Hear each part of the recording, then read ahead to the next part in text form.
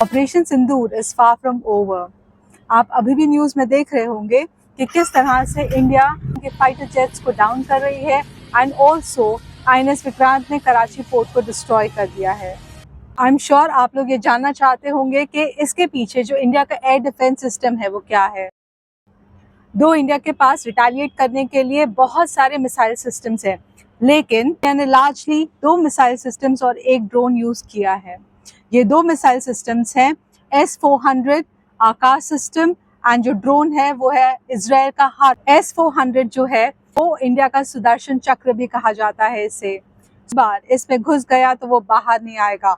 उसी तरह पाकिस्तान का कोई भी मिसाइल अगर इसकी रेडार ने कैच कर लिया तो वो बचेगा नहीं।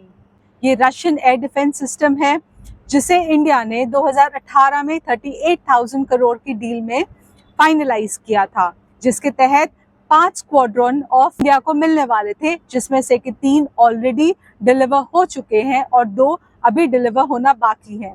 2 की डिलीवर S-400 के जो करंट 3 सिस्टम्स हैं उसमें से एक जम्मू एंड कश्मीर में इंस्टॉल, गुजरात राजस्थान में इंस्टॉल किया गया है और तीसरा इंडिया चाइना बॉर्डर में इंस्टॉल किया गया है। 400 को वर्ल्ड का best long range missile system माना जाता है। इसके 3 कंपोनेंट्स है, इसका एक रेडार सिस्टम है, इसके मिसाइल लॉन्चर्स हैं और एक कमांड सेंटर है।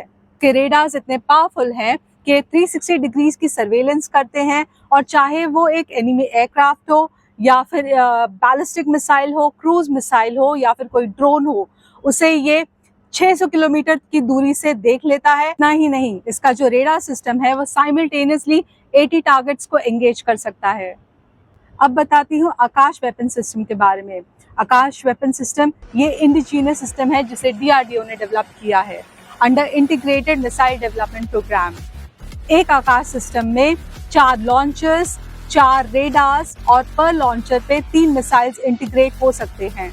की रेंज करीबन 25 से 30 किलोमीटर है, लेकिन ये 80 किलोमीटर के एल्टीट्यूड पे फ्लाई करके अपने टारगेट को एंगेज कर सकती है। मोबाइल प्लेटफॉर्म्स पे इसको लोड किया जाता है और ये न्यूक्लियर एंड कन्वेंशनल वेपन्स दोनों कैरी कर सकती है। इसका इलेक्ट्रॉनिक काउंटर सिस्टम इतना पावरफुल है कि जैमर्स भी इस पे काम नहीं करते। ये लार्जली ऑटो पायलट मोड पे चलता है, दैट मीन्स ये फायर एंड फॉरगेट है। एक बार इसे छोड़ा तो ये सीधा टारगेट को हिट करके ही मानेगा। अब बताती हूँ इजरायली ओरिजिन हार्पी ड्रोन्स के बारे में।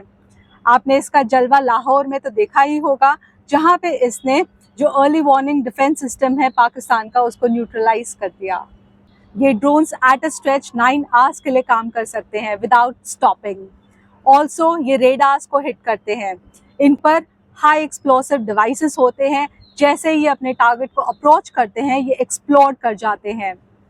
सोशल मीडिया पे जो आप फायरिंग देख रहे हैं उसकी डिटेल्स तो मैंने आपको बता दी। ऐसी और इम्पोर्टेंट जानकारी के लिए जुड़े रहिए मेरे चैनल के साथ, रचना अनफिल्टर्ड।